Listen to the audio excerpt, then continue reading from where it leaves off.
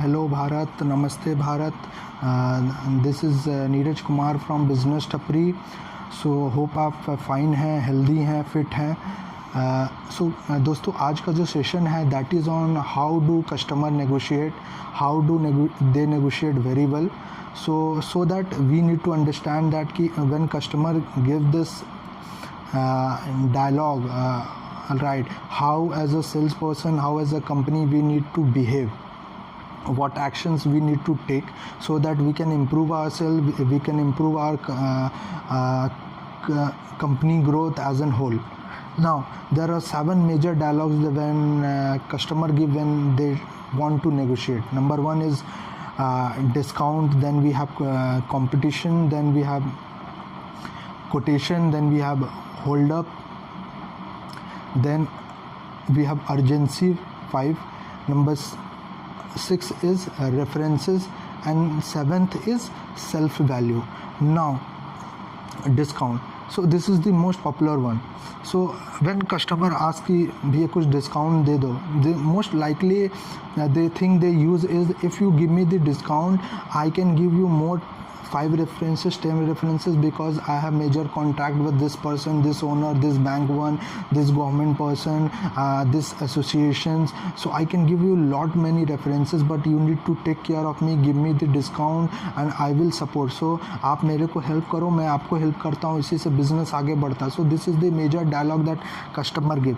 तो जैसे ही कस्टमर ये बात बोलता है I have one thing in mind कि ये कस्टमर के पास कॉन्टैक्ट हो सकता है बट ये इसके पास लिंक्स हो सकते हैं बट या फिर इसके पास लिंक नहीं हो सकते. But what I have figured out guys कि ये जब डायलॉग कस्टमर यूज़ करता है वो कस्टमर रेफरेंसेस नहीं देता है या देता है तो बहुत ही कम या नहीं रेफरेंसेस देगा या बहुत ही वेस्ट रेफरेंस देगा जिस पे हमारा बिजनेस नहीं होने वाला. सेकेंड पार्ट है आपका दी कंपटीशन. सो जो कस्टमर से कि okay if you cannot give me the best price I would go to your competition. मैं एक काम करता हूँ, मैं दूसरे आउटलेट में, दूसरे शोरूम, दूसरे रेस्टोरेंट में मैं चला जाता हूँ क्योंकि आपके यहाँ वो चीज़ नहीं मिलेगी. सो गाइज इस केस में आपको यही करना है कि आपको कस्टमर को अपने प्रोडक्ट, अपने सर्विस का वैल्यू दिखाना है कि why are you different from somebody else. इसके लिए आपको कस्टमर को डेटा दिखाना है. You need to show the कि कितने अपने प्रोजेक्ट्स किए हैं, कहाँ कहाँ पे प्रोजेक्ट्स किए, आपके कौन कौन से कस्टमर्स हैं, कस्टमर्स ने कैसे फीडबैक दिया है, वेदर वर्बली दिया है या रिटन में दिया है, आपका टीम साइज़ क्या है, आप किस हिसाब से बिजनेस ऑपरेशंस आप ग्रोथ आगे करना चाह रहे हो, what technology are using to solve out the customer problem. So जो जेन्युइनिटी है वो आपको कस्टमर्स को दिखाना है ताकि there is a trust problem, अगर आपको ट्रस्ट बिल्डअप करना है वहाँ पे. Right now third coming down is quotation. So you will find customers saying क्योंकि मेरे पास already 5 quotation, 10 quotation, 15 quotation have, but आपके कोटेशन में ऐसा क्या डिफरेंस है from pricing point of view, आपका क्या डिफरेंस है कोटेशन में. सो जो दोस्तों जैसे ही ये कस्टमर्स ये बात बोलता है मेरे दिमाग में एक ही चीज़ आता है कि हो सकता है इसके पास 15 कोटेशन ऑलरेडी है या हो सकता है इसके पास नहीं है, केवल डायलॉग बाजी बोल रहा है. बट ये क्वेश्चन आपको अपने आप से पूछनी है कि if he has 15 quotation already with him, now what he is looking for. Customer इसमें he is still not decided in mind कि मेरे को प्रोडक्ट लेना है और नहीं लेना, वो अभी भी डिलेमा में है गाइज. और उसका डिलेमा कब ख़त्म होगा, 1 महीना, 3 महीना, 1 साल, 2 साल बाद, यू नेवर नो. सो अगर आप इस टाइप ऑफ कस्टमर्स का अगर आप पीछे पड़े हुए लाइकली है कि आपका वेस्ट है टाइम, आपका सेल्स टाइम वेस्ट है, your energy is waste and आपका फॉलोअप इज़ वेस्ट, आपका follow up is waste. Right. So ये सब कस्टमर्स को अवॉइड करना है because this customers are very harmful. ये बहुत ही पॉइजनस कस्टमर्स हैं ये. Now the fourth point is holding up. आपने कस्टमर से ये भी सुना होगा कि आपने प्राइस दे दिया, उनसे बात कर लिए, अब मैं आपको बताता हूँ, मैं आपको खुद कॉल करके बुलाऊँगा, रुको मैं डिसाइड कर लेता हूँ. और कस्टमर इसमें बहुत एक्सक्यूज़ेस बनाने लगता है. बोलता है कि नहीं अच्छा आपने भेज दिया है, अब रुकिए ना, मैं आपको खुद फ़ोन करके मैं बुलाता हूँ ना, अभी रुकिए, मैं मेरे को थोड़े दिन दीजिए, मैं डिसाइड करके बताता हूँ। ये कस्टमर जो मेरे घर पे कोई बीमार पड़ा, मैं हॉस्पिटल में हूँ, मैं 3 महीने के लिए अब बाहर जा रहा हूँ, मतलब अभी आपने कोटेशन दिया और 3 महीने बाद वो तुरंत बाहर भी जा रहा है, उसके अचानक से कोई घर में हो सकता है जेन्युइन है, बट उनके प्रॉब्लम आ गए घर में, उनके बिज़नेस में अचानक से प्रॉब्लम आ जाता है, उनके बिज़नेस में अचानक से कैश का दिक्कत आ जाता है। सो लॉट मैनी एक्सक्यूज़ेज़, जब बात होता है होल्ड ऑन, तो लॉट मैनी एक्सक्यूज़ेज़ आ जाता है कस्टमर्स का। एंड यहाँ पे what we need to do कि हमें फॉलोअप रखना है, हमें फॉलोइंग नहीं करना है गाइस। सेल्स में ये बहुत इंपॉर्टेंट है कि हम फॉलोइंग क्या होता है, हम फॉलोअप क्या होता है उसको समझें। फॉलोइंग में है कि हम कस्टमर के पीछे, हम हाथ धो के पीछे पड़े हुए दिन में 10 कॉल कर रहे हैं, उनके ऑफिस हम 5 बार विजिट कर रहे हैं, हो सकता है वो बिज़ी हो सकता है वो ऑफिस में ना हो, आप अपना टाइम वेस्ट कर रहे हो, आप उसके पीछे चेज़ कर रहे हो, मेल कर रहे हो, व्हाट्सअप कर रहे हो, वीडियो कॉल कर रहे हो, मतलब आप चेज़ कर रहे हो, फॉलोइंग कर रहे हो। सो वो उससे कस्टमर ही is going to be very very irritated, हो सकता है आपके साथ वो बिज़नेस ना करे। आपको फॉलोअप रखना है गाइस, स्ट्रॉन्ग फॉलोअप रखना है। फॉलोअप कैसे होता है कि जब आप सिस्टमेटिक काम करते हैं, अच्छा कस्टमर ने आपको बोला कि ओके मैं बताता हूँ कि होल्ड सर, आप कब बताएंगे सर, 3 दिन बाद, 6 दिन बाद, कब बताएंगे सर, अच्छा 3 दिन बाद बताएंगे सर, कितने बजे मैं आपको फ़ोन कर लूँ सर, ओके आपको 3 दिन बाद बताएंगे, डैट इज़ अराउंड 27 का है, मैं अच्छा 11 बजे आप बताएंगे ना सर, नो प्रॉब्लम सर, मैं फ़ोन कर लेता हूँ। तो कस्टमर बोले नहीं आप फ़ोन मत करिए, मैं खुद फ़ोन करूँ। ओके ठीक है सर, आपका 11 बजे फ़ोन नहीं आएगा तो मैं आपको फ़ोन करूँ। आपको जस्ट ऑन दी टेबल जब बात हो रही है फ़ोन पे, तो आपको ट्रांसपेरेंसी मेंटेन करना है हर एक लेवल पे कि आपको फॉलोअप रखना। अगर कस्टमर फ़ोन नहीं उठाता है 11 बजे, आपने फ़ोन किया नहीं उठाया, आपने फिर उसको आधे घंटे बाद किया, फिर फ़ोन नहीं उठाया, फिर आप 3 घंटे बाद फ़ोन करो। सो मैं जो कैलकुलेशन रखता हूँ that is 3x। So 3x क्या होता है कि मैंने अभी फ़ोन किया, फिर मैं तो उसको 3 घंटे बाद फ़ोन करूँगा, फिर मैंने उसको 6 घंटे बाद मैं फ़ोन करूँगा, फिर मैं उसको 18 घंटे बाद मैं फ़ोन करूँगा, फिर तो इस टाइप का मैं कैलकुलेशन में मैं 3x पे मैं काम करता हूँ जब मुझे फॉलोअप रखना पड़ता। और मुझे आज तक कभी भी परेशानी नहीं हुई कुछ कस्टमर से फॉलोअप लेते वक्त। हाँ, कुछ कस्टमर्स देयर आर कस्टमर जो कि पेमेंट एकदम नहीं देना चाहते, उन कस्टमर्स को इरिटेशंस होती है, right, but that is another topic.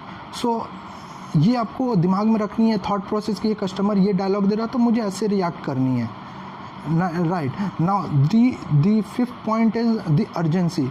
अगर आपने कस्टमर को दिखा दिया कि आप you are very much hunger for this business, आपका बिजनेस में बहुत प्रेशर है, सेल्स प्रेशर बहुत है, आप टारगेट है, आपकी नौकरी चल जाएगी अगर आपका नहीं हुआ, सैलरी कट हो जाएगा, अपने अगर अर्जेंसी दिखा दिया तो कस्टमर आपका वीकनेस तुरंत समझता है। कस्टमर बहुत स्मार्ट हो गया आज के डेट में, आपका तुरंत वीकनेस समझ लेगा कि अच्छा ये पर्सन का ये वीकनेस है, इस पर तो अब हमको खेलना ही है, और तब वो ह्यूज नेगोशिएशन पे आ जाता। तो गाइस ये चीज़ को आपको देखना है, कंट्रोल करना है, जितना ज़रूरत हो सके उतना ही अपने आप को दिखाना है, अपना वीकनेस नहीं दिखाना है, अपने स्ट्रेंथ को दिखाना है। Now 5th point is the references. So customer एक और चीज़ बोलेगा नेगोशिएशन के समय कि ओके एक काम करता हूँ, मुझे थोड़े दिन का समय दे दिया, let me check out with my friends, मैं अपने कुछ बिजनेस पार्टनर से चेकआउट कर लेता, I will go to social media and check out कि आपका जो प्रोडक्ट है सर्विस का है, what is the feedback.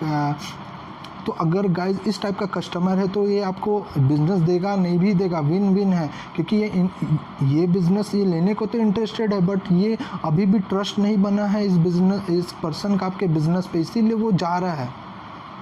So guys आपको इस पे एक तो है कि अगर रेफरेंसेस ले रहा है तो वहाँ से positive references he would get, and second thing अगर उनको नेगेटिव रेफरेंसेस अगर ऑनलाइन ज़्यादातर आ रहे तो आप देखो कि अब कैसे सिचुएशन को आप हैंडल कर सकते हो।